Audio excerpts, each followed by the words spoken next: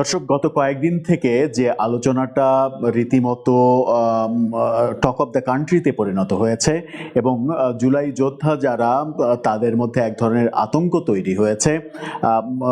24-এর যে আন্দোলন, সেই আন্দোলনে পুলিশ হত্যাকাণ্ডের ব্যাপারে তদন্ত করবেন নতুন সরকার, এই খবর যখন ছড়িয়ে পড়ে এবং এই খবরের বহুমাত্রিক ব্যাপার নিয়ে যখন আলোচনা হয়, তখন আমরা দেখলাম যে জুলাই যুদ্ধের প্রথম সারির যারা যোদ্ধা তাদের মধ্যে এক ধরনের আতঙ্ক তৈরি হলো এবং তারা নানা ধরনের হুমকি ধামকি দিতে থাকলো, সরকারের বিরুদ্ধে আন্দোলনে নামবে এমন কথাও তারা বলতে শুরু করলো। বিএনপি মহাসচিবও এই ব্যাপারে কথা বলেছেন, কিন্তু আজকে রীতিমতো গণেশটা উল্টে গেল। স্বরাষ্ট্রমন্ত্রী বলেছেন জুলাই আন্দোলনে পুলিশ হত্যাকাণ্ডের বিচারের কোনো সুযোগ নেই।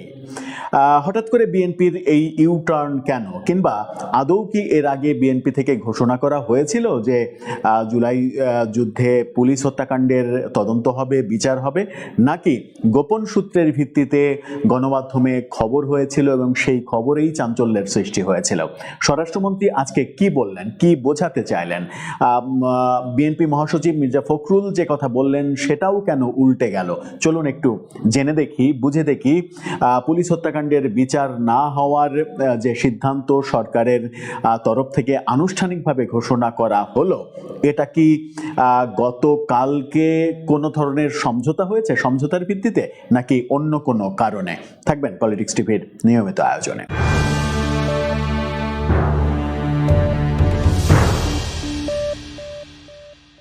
দর্শক, বলছিলাম জুলাইয়ে যে পুলিশ হত্যাকাণ্ড হয়েছে সেই হত্যাকাণ্ডের ব্যাপারে কোনো বিচার কিংবা তদন্তের কোনো সুযোগই নেই, এমনটা আজকে স্বরাষ্ট্রমন্ত্রী বলে দিয়েছেন। হঠাৎ করে বিএনপি সরকার কেন ইউটার্ন নিল, কিংবা আদৌ কি ইউটার্ন নিল? বিএনপি সরকার কি আদৌ ঘোষণা করেছিল যে পুলিশ হত্যাকাণ্ডের বিচার হবে, তদন্ত হবে? সেই ব্যাপারে নতুন করে কনফিউশন তৈরি হয়েছে। এই শিরোনামটা আপনারা দেখে নিন, শিরোনামটা দেখে নিলেই বুঝতে পারবেন। সেখানে বলা হচ্ছে যে স্বরাষ্ট্রমন্ত্রী বলছেন জুলাই আন্দোলনে পুলিশ হত্যার তদন্ত করার সুযোগ নেই। সুযোগ নেই এই কথা যখন বলছেন, তখন তিনি কি বলেছেন?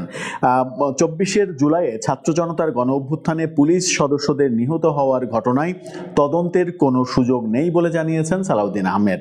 তিনি বলেছেন ওই আন্দোলনে নেতৃত্ব দানকারীদের সুরক্ষা দিতে ইতিমধ্যে অধ্যাদেশ জারি করা হয়েছে। জুলাই সনদেও এ বিষয়ে সম্মিলিত সিদ্ধান্ত রয়েছে এবং সরকার সেই নীতিতেই অটল রয়েছে। অর্থাৎ যে ইন্ডেমনিটি প্রফেসর ইউনূস সরকার দিয়েছে, সেই ইন্ডেমনিটি বহাল রাখতে চাইছে বর্তমান সরকার। এবং তিনি এটাও বলেছেন যে জুলাই পুলিশ হত্যাকাণ্ডের ব্যাপারে তদন্ত হবে, বিচার হবে, এটা কি আমি স্বরাষ্ট্রমন্ত্রী হিসেবে কোথাও বলেছি, কাউকে বলেছি? তিনি এই প্রশ্ন করেছেন পাল্টা। আজকে সচিবালয়ে তিনি এই কথা বলেছেন। অন্তর্বর্তীকালীন সরকারের সময় আইন শৃঙ্খলা রক্ষায় সহায়তার জন্য সেনাবাহিনী মাঠে ছিল, তারা মাঠে থাকবে কিনা সেই ব্যাপারে বলেছেন, পরিস্থিতি অনুযায়ী ব্যবস্থা নেওয়া হবে, আরো অনেক কথা বলেছেন। তিনি আরো একটা মজার ব্যাপার বলেছেন। তাকে প্রশ্ন করা হয়েছিল, বিডি নিউজ 24 যেটা বলছে সেটা হচ্ছে যে এক সাংবাদিক জানতে চান স্বরাষ্ট্রমন্ত্রীর বরাত দিয়ে বিএনপি মহাসচিব ও স্থানীয় সরকার মন্ত্রী মির্জা ফখরুল ইসলাম আলমগীর বলেছেন জুলাইয়ে নিহত পুলিশ সদস্যদের বিষয়ে স্বরাষ্ট্রমন্ত্রী যেটা বলেছেন সেই অনুযায়ী চলবে এবং তদন্ত হবে, এই কথাও বলেছেন মির্জা ফখরুল ইসলাম আলমগীর। এর প্রেক্ষিতে সালাউদ্দিন আহমেদ বলেন স্বরাষ্ট্রমন্ত্রী কি কিছু বলেছে এই ব্যাপারে? উনি আমার বরাত কেন দিলেন আমি জানি না। এই কথা যখন বলেন তখন ব্যাপারটা পরিষ্কার হয়ে যায় যে স্বরাষ্ট্রমন্ত্রী সালাউদ্দিন আহমেদ এটা বলতে চাইলেন যে পুলিশ হত্যাকাণ্ডের তদন্ত কিংবা বিচারের কোনো কথা তিনি বলেননি।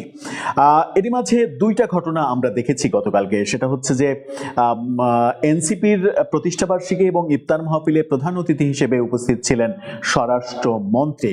এরপরে রাতে আমরা দেখেছি এনসিপি বিভিন্ন নেতাদের ফেসবুক পোস্ট, এবং সেই ফেসবুক পোস্টে অনুমান করা যাচ্ছিল যে সামথিং হ্যাপেন এবং তারা অনেক বেশি খুশি হয়েছে।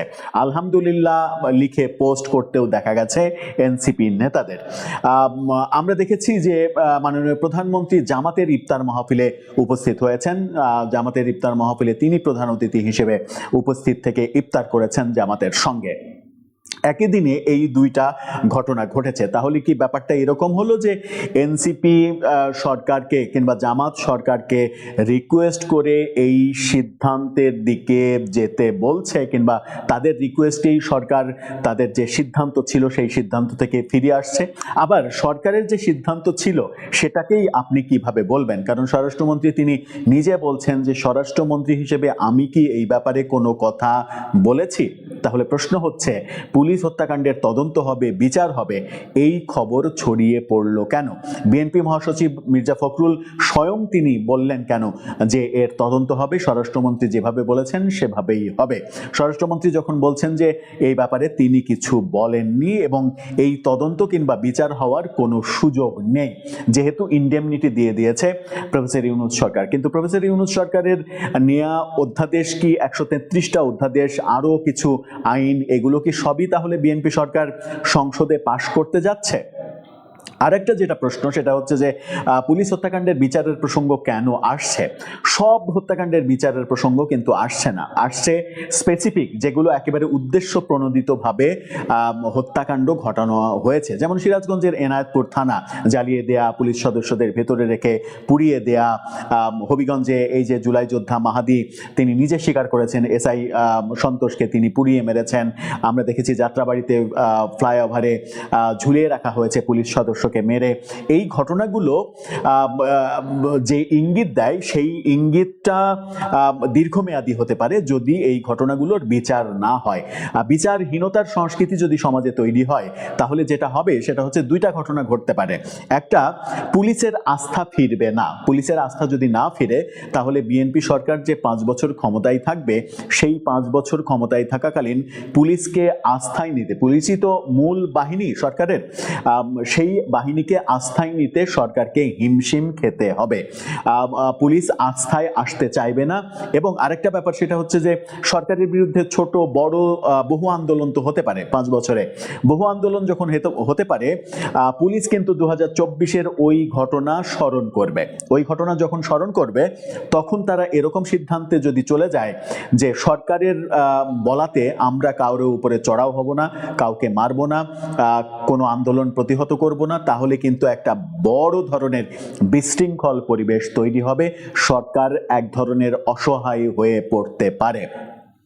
সুতরাং এই সিদ্ধান্ত মানে হ্যাঁ, এরকম একটা ব্যাপার হতে পারতো যে আমরা এটা তদন্ত করে বাছাই করব যে কোনটা হত্যাকাণ্ড আর কোনটা দুর্ঘটনা ক্রমে ঘটে গেছে, জনরোষে সামনাসামনি যুদ্ধে মারা গেছে সেরকমটা কোনটা, আর কোনটা স্পেসিফিক টার্গেটেড হত্যাকাণ্ড। সেই ব্যাপারগুলো যদি আলাদা করা যেত, যে টার্গেটেড ব্যাপারগুলো নিয়ে অন্তত যদি স্পেসিফিক কোনো সিদ্ধান্ত নেওয়া হতো, তাহলেও অন্তত পুলিশ বাহিনীর বোধহয় আস্থা ফিরে আসতো।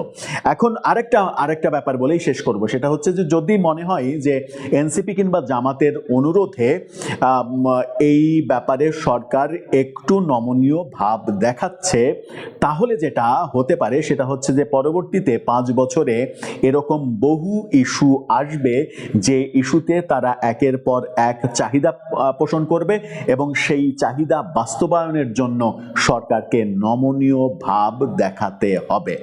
সেই দিকে কি এগোবে বিএনপি সরকার, নাকি তারা যে পথে এগোচ্ছে সেটা ঠিকই আছে?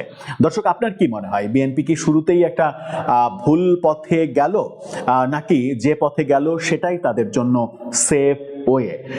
আবার এই ঘটনার সঙ্গে বিএনপির সরকারের যে অবস্থান স্পষ্ট করা হলো, সেই ঘটনার সঙ্গে বিদেশি কোনো চাপও রয়েছে কিনা? আপনার মতামত জানিয়ে লিখতে পারেন আমাদের কমেন্ট বক্সে।